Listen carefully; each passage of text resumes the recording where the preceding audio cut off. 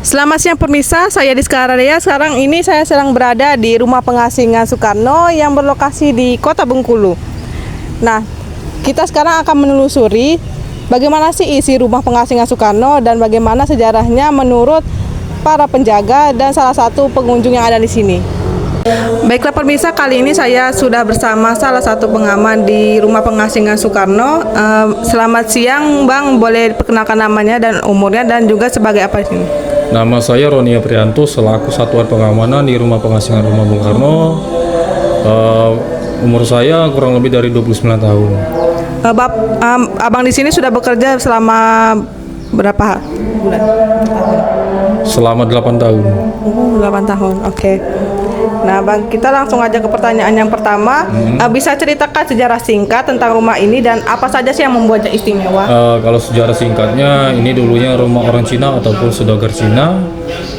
Kalau berdirinya rumah ini 1918. Jadi rumah ini sudah ada sebelum Bung Karno diasingkan. Bung Karno di sini kan diasingkan di tahun 38 sampai 42. Beliau di sini bukan hanya sendirian, tapi ditemani sama istrinya juga, namanya Ratna Juami, dan 2 orang anak angkatnya namanya Ratna Juami dan Kartika. Lalu bagaimana sih proses perawatan dan pelestarian Rumah Pengasingan Soekarno selama ini? Kami di sini kan ada 2, termasuk yang pertama itu juru pelihara, itu ada bagian tugas kebersihannya juga. Kalau kami selaku satuan pengamanan, ya palingan saling membackup untuk kebersihan juga. Satuan pengamanan itu baik penjagaan kayak seperti kalian ini kan, tanya menanya itu ada lagi targetnya sebenarnya. Tapi selaku saya ingin membantu, ya saya bersedialah. Kalau untuk pengamanan ya tahulah sendiri kalian hanya untuk menjaga gitu. Kalau untuk pelestarian ataupun kayak mananya juga ada tim khusus balainya. Kantor kami itu Balai Pelestarian Kebudayaan Wilayah 7 Bengkulu dan Lampung. Kantornya ada di dekat DKT, Rumah Sakit DKT. Oke, terus apakah ada tantangan yang dihadapi dalam menjaga keaslian bangunan dan koleksi yang ada di sini? Kalau untuk tantangan untuk pribadi saya sih, selama saya penjaga kurang lebih dari 8 tahun, yang pertamanya itu ada juga pengunjung yang usil, seperti kayak merusak benda-benda yang ada, padahal sudah dikasih tali ataupun kayak mana kan, masih juga dilanggar. Dan juga ada juga pengunjung yang usil di bagian taman juga. Dan juga ada juga yang mau istilah kata tuh yang merusak lah, yang tanpa sepengetahuan kita. Kalau ada kejadian seperti itu, apakah ada sanksi yang diberlakukan untuk pengunjung yang usil? Pastinya deh, pasti ada untuk sanksinya. Ya satunya lagi kita harus menangani dengan sifat sehat lah, maksudnya kan masih kita tanya bagus-bagus. Jadi jangan nggak terlalu langsung tindakan, tapi ya secara manusiawi lah gitu. Baik, lalu yang terakhir, adakah kisah ataupun fakta unik tentang Soekarno selama ia tinggal di sini yang jarang diketahui oleh orang lain? Kalau untuk kisah atau fakta uniknya, ya kalau masalah itu ya saya kurang paham lah. Jadi kalau yang tahu saya tentang sejarah yang kayak gitu yang dari poin pertama yang saya ceritakan tadi. Aja. Oke, baik, terima kasih Bang dan selamat melanjutkan aktivitasnya kembali. Ya. Baiklah, sekarang saya sudah bersama salah satu pengunjung Rumah Pengasingan Soekarno. Selamat siang Bapak, boleh perkenalkan terlebih dahulu nama dan usia? Nama saya Romi Brusandi, usia 54 tahun, berasal dari Kota Pagar-Alam, Sumatera Selatan. Langsung aja ke wawancaranya ya, Pak. Boleh. Apa sih yang mendorong Bapak untuk berkunjung ke Rumah Soekarno ini? Karena memang secara pribadi chemistry benang merah, karena Bapak Soekarno adalah pendiri, Bapak bangsa. Jadi kita selaku anak-anaknya beliau, ya saya pribadi sangat respect dan tertarik dengan keberadaan di sini di rumah Bapak Soekarno di Bengkulu ini. Itu.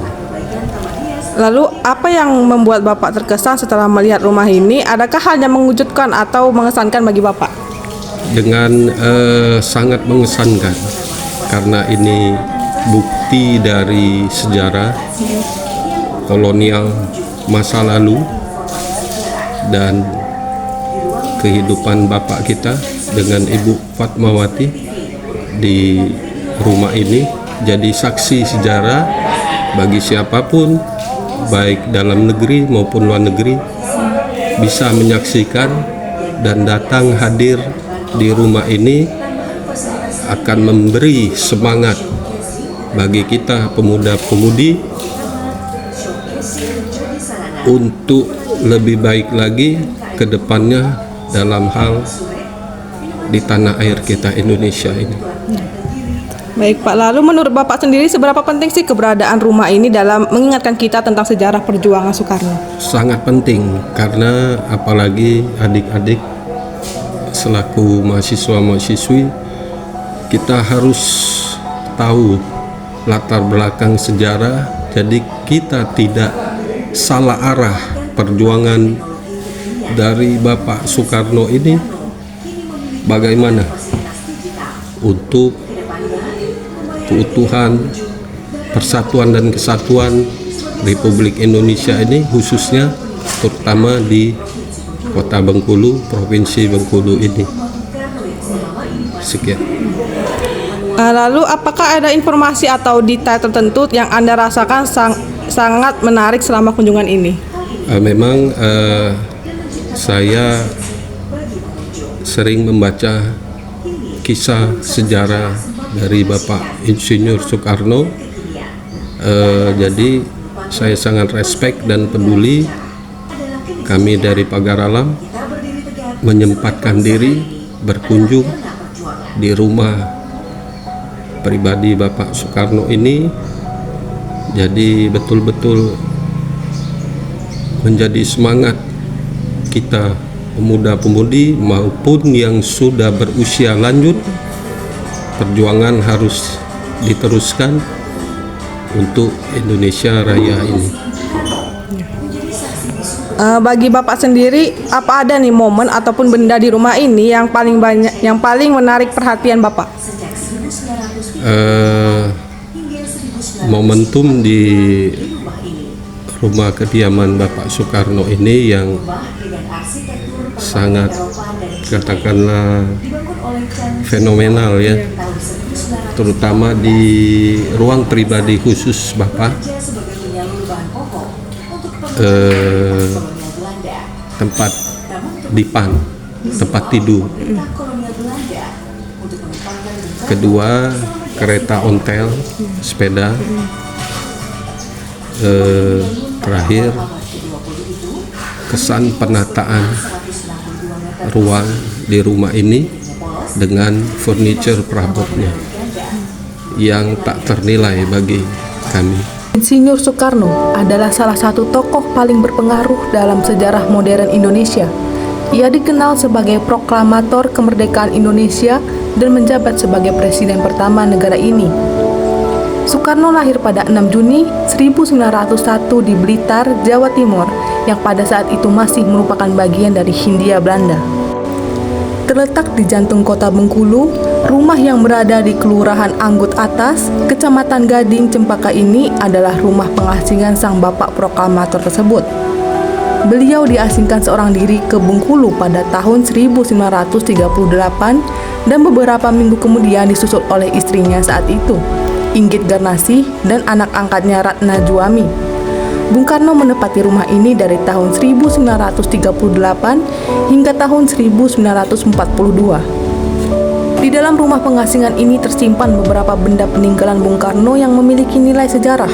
Benda-benda tersebut terdiri atas benda asli dan benda tiruan yang merupakan saksi bisu menemani sang proklamator dalam menyusun strategi-strategi perjuangan selama di pengasingan. Meskipun rumah ini tidak terbilang besar, namun pembagian ruang dan penataan benda-benda berharga tersebut cukup rapi dan teratur. Dilansir dari situs resmi Dinas Pariwisata Provinsi Bengkulu, rumah bekas kediaman Bung Karno ini berlokasi di Jalan Soekarno-Hatta, nomor 8, Kelurahan Anggut Atas, Kecamatan Gading Cempaka, Kota Bengkulu. Rumah ini dibangun pada tahun 1918 yang memiliki luas sekitar 165 meter persegi dengan ukuran bangunan 9x8 meter, berbentuk persegi panjang dan atapnya berbentuk limas. Kediaman Bung Karno ini memiliki arsitektur perpaduan antara Eropa dan Cina yang dibangun oleh Chang Cheng Kuei. Demikian liputan kami dari rumah pengasingan Soekarno yang ada di Kota Bengkulu. Sebuah saksi bisu sejarah perjuangan yang tetap hidup di hati bangsa Indonesia. Dari kisah yang dibagikan oleh penjaga dan juga salah satu pengunjung, inspirasi dan menyadarkan kita akan arti penting perjuangan dan pengorbanan. Saya Diska Radea melaporkan untuk Anda.